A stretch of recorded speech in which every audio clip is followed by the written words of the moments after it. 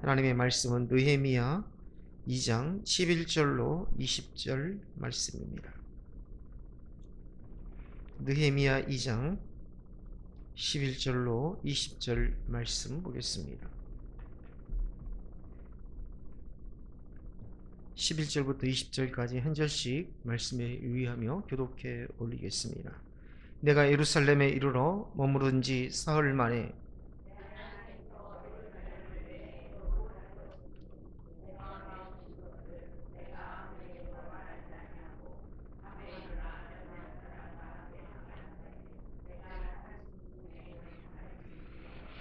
그 밤에 골짜기 문으로 나가서 용정으로 본문에 이르는 동안에 보니 예루살렘 성벽이 다 무너졌고 성문은 불탔더라.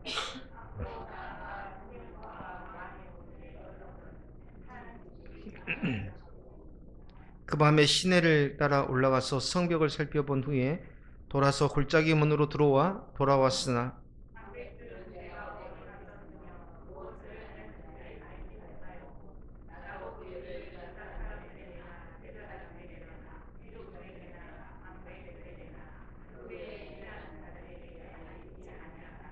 후에 그들에게 이르기를 우리가 당한 공경은 너희도 보고 있는 바라. 예루살렘이 황폐하고 성문이 불탔으니 자 예루살렘 성을 건축하여 다시 수치를 당하지 말자 하고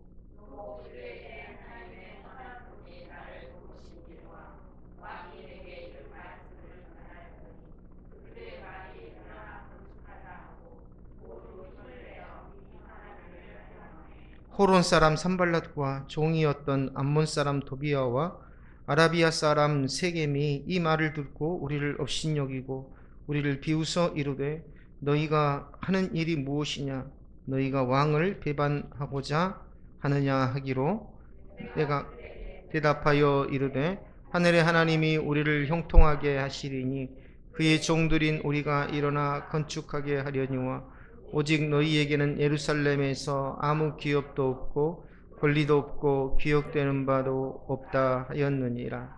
아멘.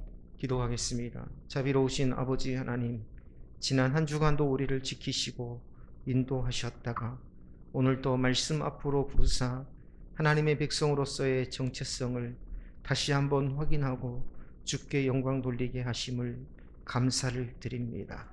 우리의 삶이 비록 연약하여서 넘어지고 때로는 곤고하고 때로는 상처를 입고 슬픔을 당하나 그러나 하나님이 우리를 형통케 하시리라는 아버지 하나님 이 고백과 같이 주님 하나님의 선하심을 믿으며 오늘도 말씀을 붙잡은 귀한 하나님의 백성들에게 은혜와 복을 허락하여 주시옵소서. 오늘도 아버지 하나님 말씀을 전하는 자와 듣는 자가 함께 주 앞에서 하나님의 크신 영광 돌리게 하시고 하나님의 기쁘신 뜻을 헤아려 알게 하시고 또한 아버지 하나님이여 그 깨달은 바를 결단하고 순종으로 나아갈 수 있는 복된 시간이 되게 하여 주옵소서. 오늘도 아버지 하나님 이곳에 오지 못하고 참으로 주 앞에 아버지 하나님 홀로 예배를 드리거나 혹은 온라인으로 예배를 드리거나 혹은 아버지 하나님 다른 곳에서 예배하는 자들이 있을지라도 하나님께서 동일한 은혜를 허락하여 주시고 어디에나 계시는 그 하나님의 손길을 주의 날에 경험하게 하여 주시옵소서. 오늘도 아버지 하나님 이 예배당 가득 주의 성령께서 충만하게 하심으로 우리의 예배가 주님 앞에 온전히 드려지는 예배가 되게 하여 주옵소서. 특별히 아버지 하나님 참으로 병중에 있는 동역자들 또한 아버지 하나님이여 근심과 걱정 중에 있는 동역자들 또 진로를 앞두고 아버지 하나님 새로운 관문을 넘기 위해 준비된 자들 하나님께서 하나하나 기억하여 주시고 그들에게 힘과 능력을 부어주셔서 하나님의 선하신 뜻을 이루기에 부족함이 없도록 역사하여 주옵소서. 오늘도 부족한 종의 입술을 지키사 진리를 전하게 하여 주옵소서. 예수님의 이름으로 기도드리옵나이다. 아멘.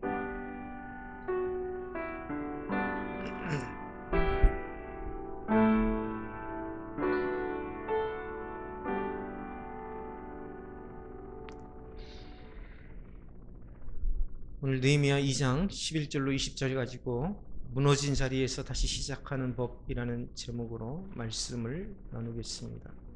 살다 보면 누구나 무너진 자리를 만나게 됩니다. 처음에는 작은 균열처럼 보였던 일이 어느 순간 감당하기 어려운 무너짐으로 이어질 때가 있습니다. 관계가 무너지고 믿음이 흔들리고 가정이 어려움을 당하고 마음이 무너질 때가 있습니다. 처음에는 어떻게 버텨보려고 하죠. 하지만 시간이 흐를수록 그 무너짐이 삶 전체를 덮어버리는 것처럼 느껴질 때가 있습니다. 그때 우리는 흔히 빨리 해결하려고 하죠. 무엇인가 행동해야 마음이 놓이고 가만히 앉아 있으면 안 될 것 같고 무엇인가 시작해야 불안이 사라질 것 같기 때문입니다. 그러나 하나님께서는 이 무너진 자리를 다시 세우는 일을 언제나 서두르지 않으시더라. 하나님께서는 먼저 사람을 준비시키고 그 다음에 일을 이루십니다. 자, 그렇게 따지자면 일이 무너졌을 때에 가장 중요한 게 무엇일까요? 내 믿음이 먼저 회복하는 겁니다. 하나님께서 나를 세우시고 나를 통하여서 일을 이루시기 때문입니다. 오늘 우리가 잘 아는 것처럼 느헤미야가 등장합니다. 느헤미야는 아닥사스다 왕의 허락을 받고 예루살렘에 도착했죠. 왕의 조서를 가지고 있었고 왕이 보낸 군대의 호위도 받았습니다. 이미 성벽을 재건할 수 있는 권한을 가지고 있었습니다. 그렇다면 예루살렘에 도착하자마자 이 느헤미야는요, 백성들을 모아서 공사를 시작해도 전혀 이상할 것이 없었습니다. 그런데 느헤미야는 그렇게 하지 않았습니다. 오늘 11절에 보면 그는 예루살렘에 도착한 후 사흘 동안 조용히 머물렀다라고 기록하고 있습니다. 자, 사흘 동안 조용히 머물렀다. 저는 숫자적인 3일이라는 의미도 있겠지만 그러나 하나님의 응답이 있을 때까지 기도하며 아무것도 하지 않고 잠잠히 기다렸다 라는 그러한 의미로 받아들일 수 있다고 생각합니다. 아무 일도 하지 않은 것처럼 보였지만 사실은 가장 중요한 일을 하고 있었다. 하나님께서 주신 마음을 다시 붙들고 하나님의 때를 기다리고 있었던 것입니다. 우리도 이 조급함을 믿음이라고 착각할 때가 있어요. 하나님께서 마음을 주셨다면 당장 움직여야 믿음이 있는 것처럼 생각합니다. 그러나 성경은 믿음을 성급함으로 설명하지 않아요. 하나님을 신뢰하는 사람은 하나님의 때를 함께 기다릴 줄도 압니다. 우리 한국인들이 특히 그렇죠. 가만히 있으면 뭔가 뒤떨어지는 것 같고 뭔가 내가 남한테 질 것 같은 그런 생각. 그래서 끊임없이 배우고 뭔가를 해야 되고 그래야 마음이 놓이고 내가 심리적으로 안정되는 경우도 있습니다. 그런데 기다림이라는 것은 아무것도 하지 않는 시간이 아니라 하나님께서 일하실 시간을 인정하는 믿음의 모습이더라. 앞서 말했듯이 모든 회복은 내 신앙의 회복으로부터 시작됩니다. 내 믿음이 회복될 때에 비로소 내 상황이 회복되는 것이다. 우리가 이것을 잊어버리면 안 돼요. 우리가 기둥을 세울 때에 아무 나무나 세우나요? 덮어놓고 그 어떤 나무를 가져다가 세우나요? 그렇지 않습니다. 그 나무의 상태를 보고 혹시 그 나무 안쪽에 벌레가 먹었는지도 확인하고 또 이 나무가 어느 정도 하중을 견딜 만한 그러한 튼튼한 나무인지를 점검한 다음에 그것을 기둥으로 사용하지요. 그렇다면 명백합니다. 모든 상황의 회복은 우리 믿음의 회복으로부터 시작되더라. 느헤미야는요, 이 사흘 동안 아무것도 하지 않는 것이 아니라 하나님 앞에 이 일을 감당할 수 있는 힘과 능력을 달라고 기도했던 것입니다. 어쩌면 느헤미야는 아닥사스다 왕의 신하로서의 그런 위치가 아니라 하나님의 백성으로서, 남유다의 이스라엘의 백성으로서 내가 주의 이 예루살렘 성벽을 건축하는 일을 온전히 감당하게 해달라고 기도했을 것입니다. 느헤미야는 밤이 되자 몇 사람만 데리고 조용히 성벽을 둘러봅니다. 그가 무엇을 하려는지 아무에게도 알리지 않았죠. 제사장들에게도 말하지 않았고, 귀족들에게도 말하지 않았고, 관리들에게도 말하지 않았습니다. 하나님께서 자기 마음에 주신 것을 아직 누구에게도 말하지 않았어요. 왜 그랬을까요? 아마 제가 느헤미야라면 아닥사스다 왕의 조서를 가지고 남유다에 오자마자 왕께서 나에게 이런 권한을 주셨고 성벽을 재건하라는 명령을 했다라고 모든 사람들 앞에 그 조서를 읽어주고 공포를 했을 것 같아요. 그런데 느헤미야는 아무 말도 사람들에게 하지 않았다. 왜 그랬습니까? 당시에는 산발락과 도비야처럼 예루살렘의 회복을 원하지 않는 사람들이 있었습니다. 그들과 가까운 사람들도 있었습니다.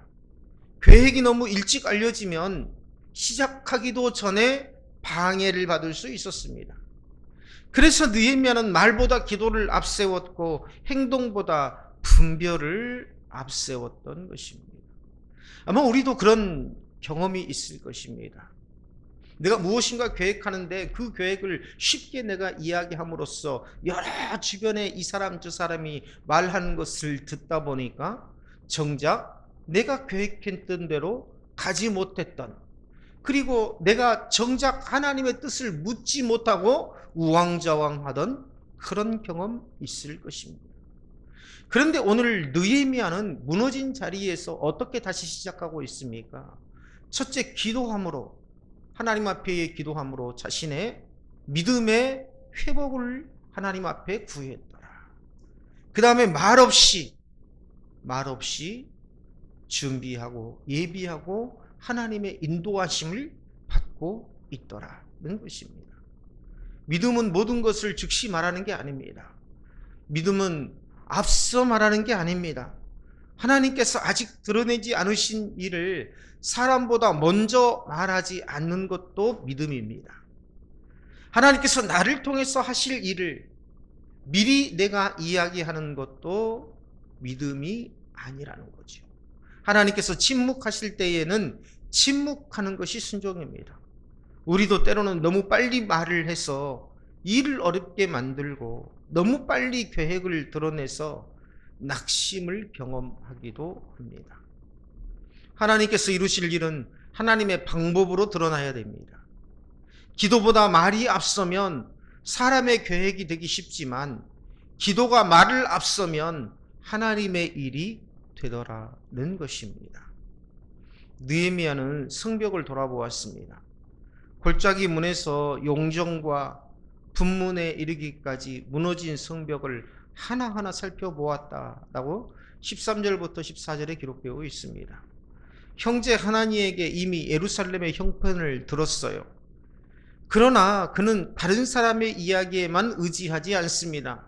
자기하고 믿을 만한 형제, 그 하나니가 예루살렘 성벽이 지금 무너져 있다라는 이러한 참담한 상황을 들었지만 그의 말만 전적으로 의지해서 일을 하지 않습니다. 어떻게 합니까? 자신의 눈으로 직접 확인을 하죠. 무너진 현실을 외면하지 않고 있는 그대로 바라보고 있습니다. 신앙은 현실을 부정하는 게 아니에요. 어쩌면 지극히 현실적인 것이 신앙입니다. 우리는 신앙은 현실과 동떨어져 있다라고 생각해요. 제가 몇 주 전 주일설교에서 말씀을 드렸을 것입니다. 내가 살아오면서 항상 나는 신앙과 현실의 그 괴리감을 느꼈다. 그런데 내 삶이 그럴 수밖에 없었더라. 왜냐하면 내 삶은 믿음 위에 세워진 삶이 아니라 세상의 지식과 경험 위에 세워진 삶이었더라. 그러니 나는 항상 세상의 편에 서서 신앙이라는 것을 건너 볼 수밖에 없는 그런 입장에 서 있었기 때문에 항상 내 삶은 신앙과 괴리감이 있을 수밖에 없었다라는 것을 깨달았다라고 말씀을 드렸을 것입니다. 그런데 우리의 신앙은요, 굉장히 현실적입니다. 신앙은 현실을 부정하는 게 아닙니다. 현실 위에서 세워져 가는 것이 신앙입니다. 그래서 치열하게 싸우고 몸부림을 치고 또 그 안에서 여러 가지 갈등과 고통이 있게 되는 것이죠. 하나님을 믿는 사람은 현실을 가장 정직하게 바라보는 사람입니다. 아프면 아프다고 인정하고 무너지면 무너졌다고 인정합니다.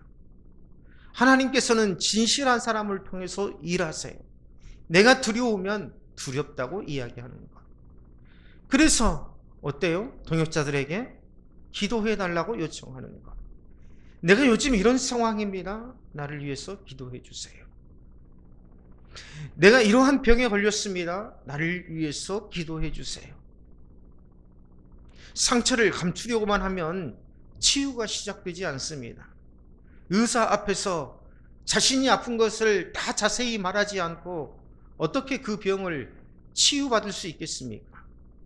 죄를 인정하지 않으면 회개도 시작되지 않습니다. 무너진 것을 무너졌다고 인정할 때에 하나님께서는 다시 세우기 시작하시더라는 것입니다.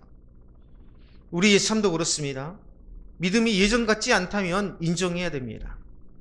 기도가 식었다면 인정해야 돼요. 말씀을 향한 갈망이 사라졌다면 그것도 인정해야 됩니다. 요즘에 내가 말씀을 듣는데 예전처럼 내 마음속에 와닿지가 않습니다. 기도해야 됩니다. 나 혼자만 기도할 것이 아니라 우리 동역자들에게 부탁해서 함께 중보기도를 받아야 됩니다. 찬양을 해도 예전처럼 감격이 없다면 인정해야 돼요. 요즘에 찬양을 해도 내 안에 감격스럽지가 않습니다. 함께 기도해 주십시오. 말씀을 향한 갈망이 사라졌다면 그것도 인정해야 됩니다. 하나님 앞에서는 꾸며낼 필요가 없어요. 하나님께서는 이미 우리의 형편을 다 알고 계십니다. 하나님께서 원하시는 것은 완벽한 모습이 아니라 정직한 마음이다. 다윗도 자신의 죄를 감추다가 오히려 더 큰 고통을 겪었지만 하나님 앞에 모든 것을 고백했을 때에, 고백했다는 건 뭡니까? 내가 하나님 앞에 정직하게 고했을 때에, 이 회개라는 게 그거 아닙니까? 내가 정직함으로 돌아가는 것이 바로 회개 아닙니까? 정직하게 고백했을 때에 회복되었습니다. 그래서 시편 51편 10절에 보면 하나님이여 내 속에 정한 마음을 창조하시고 내 안에 정직한 영을 새롭게 하옵소서 라고 기도했습니다. 성벽을 살펴본 느헤미야는 곧바로 행동하지 않습니다. 충분히 확인한 후에 지도자들을 모았어요. 그리고 무너진 현실을 함께 바라보게 했습니다. 17절에 보면 우리가 당한 공경은 너희도 보는 바라. 예루살렘은 홍폐하고 성문은 불탔으니 자 예루살렘 성을 중건하여 다시 수치를 당하지 말자라고 말합니다. 자 느헤미야의 말을 자세히 보면 자신을 앞세우지 않습니다. 너희가 라고 말하지 않고 우리라고 말합니다. 우리가 당한 공경이라고 말합니다. 우리 교회의 설교의 특징이 있어요. 항상 우리를 강조합니다. 설교에서 여러분 이런 말 잘 안 씁니다. 전도사님도 마찬가지죠. 항상 설교에서 우리는 하나님 앞에 정직하게 나아가야 됩니다. 여러분은 정직하게 나아가야 됩니다. 이런 말 하지 않습니다. 항상 우리는, 왜냐하면 전하는 자와 듣는 자가 항상 한 공동체임을 인지하게 하는 거죠. 그리고 설교자도 우리라고 말함으로써 나도 공동체의 똑같은 이론이라는 것을 스스로 고백하는 것입니다. 느헤미야는 그러한 리더십을 가지고 있어요. 너희가 아니라 우리가 당한 공격이라고 말합니다. 총독으로서 온 사람이었지만 이 느헤미야는 백성 위에 서지 않았어요. 같은 아픔을 가진 사람으로 함께 서 있다는 것을 우리는 볼 수 있습니다. 참된 지도자는 사람들보다 앞서 서기보다는 사람들과 함께 서는 사람입니다. 공동체의 아픔을 자신의 아픔으로 받아들이는 사람이 하나님 앞에의 리더로 쓰임 받습니다. 예수님께서도 그러하셨죠. 죄가 없으신 분이셨지만 죄인의 자리에 오셨습니다. 우리의 연약함을 친히 담당하시고 우리의 슬픔을 짊어지셨습니다. 그래서 우리는요, 예수님 안에서 참된 회복을 경험할 수 있는 것입니다. 올바르게 세워진 리더자가 이끄는 공동체 안에서 참된 회복이 일어나는 거예요.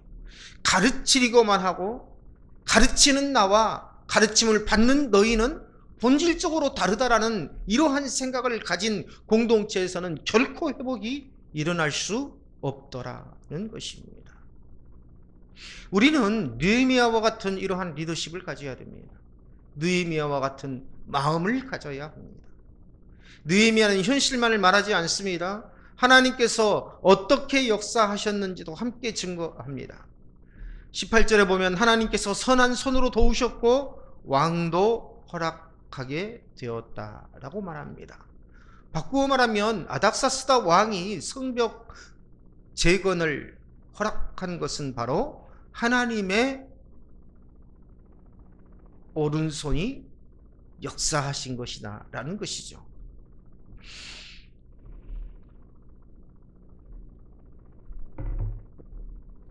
그래서 백성들은 일어나 건축하자라고 응답했습니다. 사람의 마음을 움직이는 것은 느헤미야의 능력이 아니라 하나님의 은혜이죠. 믿음으로 하나 될 때에 그 공동체에서 역사가 일어나는 것입니다. 이제 보세요. 우리가 내년이나 저내년에 이제 셀을 만들기 시작할 겁니다. 뭐 구역하고는 틀리지만 굳이 셀의 개념을 잘 이해하지 못하신 분이라면 그냥 구역이라고 생각하셔도 됩니다. 셀이라는 것은 하나의 교회예요. 나의 교회. 교회 안에 또 다른 교회. 그런데 거기에 셀장이 임명될 건데 그 공동체가, 셀이라는 공동체가 살아나느냐 죽느냐는 리더의 모습에 달려 있어요. 아무리 리더가 탁월하게 성경을 가르친다 하더라도 공동체적인 의식이 없으면, 느헤미야와 같이 너희가 아니라 우리 함께 하자라는 이 마음이 없으면 결코 세워져 갈 수 없더라는 것입니다.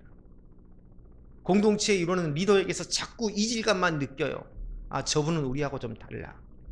본질적으로 우리하고 좀 다른 분이야. 우리가 가까이 하기에는 좀 뭔가 불편함이 있는 사람이야. 이렇게 되면은요, 공동체가 하나가 될 수 없습니다. 공동체가 성장할 수 없습니다. 느헤미야는요, 그것을 무엇보다도 잘 알고 있었던 것입니다. 우리도 하나님의 일을 하다 보면 내 능력을 증명하려고 애쓸 때가 있습니다. 그러나 하나님의 일은 하나님의 손이 증거되어야 돼요. 사람을 감동시키는 것은 화려한 말이 아니라 하나님께서 함께 하신 흔적입니다. 하나님께서 함께 하셨다는 확신이 있을 때 사람들은 담대하게 일어설 수 있는 거예요. 그러나 하나님의 뜻이 드러나자마자 대적들도 움직이죠. 산발락과 도비야와 게셈은 느헤미야를 비웃고 조롱합니다. 너희가 왕을 배반하고자 하느냐? 라고 공격했습니다. 사실 그들은 왕의 허락이 있었다는 것을 잘 알고 있습니다. 느헤미야가 왕의 조서를 가지고 있다는 것도 잘 알고 있습니다. 그런데요, 이 산발락과 도비야와 게셈은 그러한 왜곡된 여론을 퍼뜨리는 거예요. 그래서 사람들의 마음에 두려움을 심어주고 이 느헤미야를 따르지 못하도록 거짓된 여론을 만들고 있는 것입니다. 요즘에 우리나라의 정치 상황을 보아도 그런 상황들이 재현되고 있죠. 사단의 방법은 지금도 비슷합니다. 하나님의 뜻보다 두려움을 크게 보게 합니다. 믿음보다 현실을 크게 보게 합니다. 하나님께서 하실 일을 시작하기도 전에 실패를 먼저 생각하게 됩니다. 그래서 사람은 하나님의 약속보다 사람들의 말을 더 두려워하게 됩니다. 그러나 느헤미야는 흔들리지 않죠. 그는 뭐라고 합니까? 20절에 보면 하늘의 하나님이 우리를 형통하게 하시리니 그의 종들인 우리가 일어나 건축하려니와. 우리 20절을 다 같이 한번 읽어볼까요? 20절. 자, 시작.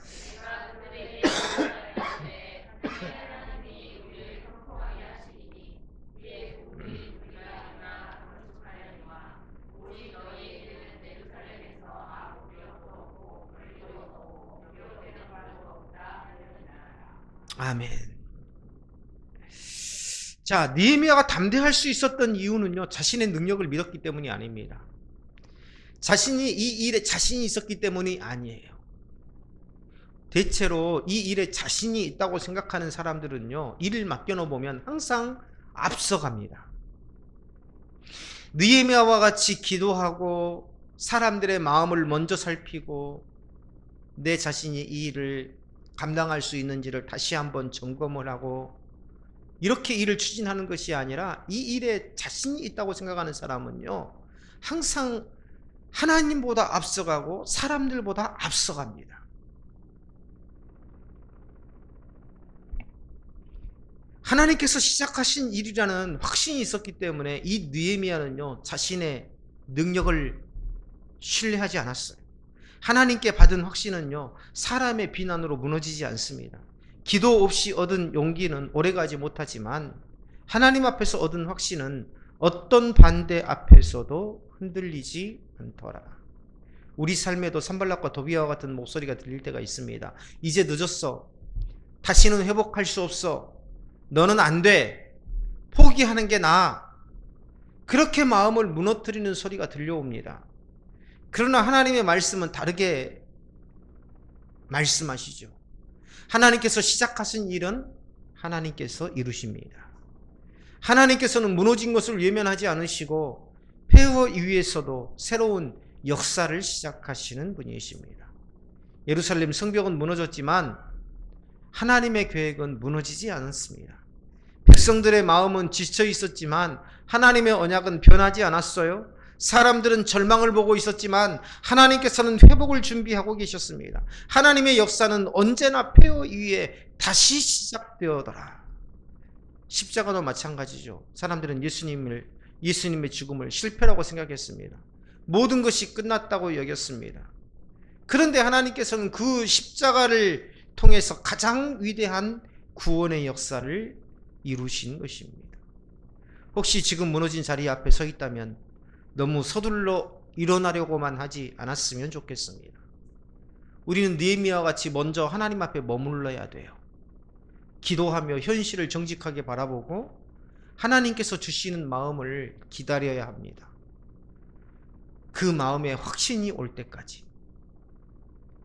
그리고 하나님의 때가 되면 담대하게 순종하면 됩니다. 하나님께서 시작하신 일은 반드시 하나님께서 책임지십니다. 무너진 성벽보다 중요한 것은 하나님께 붙들리는 거예요. 하나님께 붙들린 사람이 무너진 공동체를 다시 세웁니다. 하나님께 붙들린 한 사람이 가정을 살리고 교회를 살립니다. 하나님께 붙들린 한 사람이 다음 세대의 믿음을 이어갑니다. 느헤미야는 성벽을 먼저 세운 사람이 아니라 하나님 앞에 무릎 꿇는 사람으로 먼저 세워졌다. 성벽을 재건하기 전에 하나님 앞에 먼저 무릎 꿇은 느헤미야. 그래서 그는 예루살렘도 다시 세울 수 있었습니다. 오늘도 하나님께서는 무너진 자리에서 다시 시작하는 사람을 찾고 계십니다. 완벽한 사람을 찾는 것이 아니라 하나님을 신뢰하는 사람을 찾으십니다. 하나님께서 선하시고 내 인생을 통해서 반드시 하나님이 목적하신 것을 이루신다는 그 확신 아래에 있는 사람은 조급해하지 않아요. 기도를 선택하고 사람의 평가보다 하나님의 뜻을 붙들고 두려움보다 하나님의 약속을 믿는 사람을 통해 하나님께서는 지금도 새로운 역사를 이루십니다.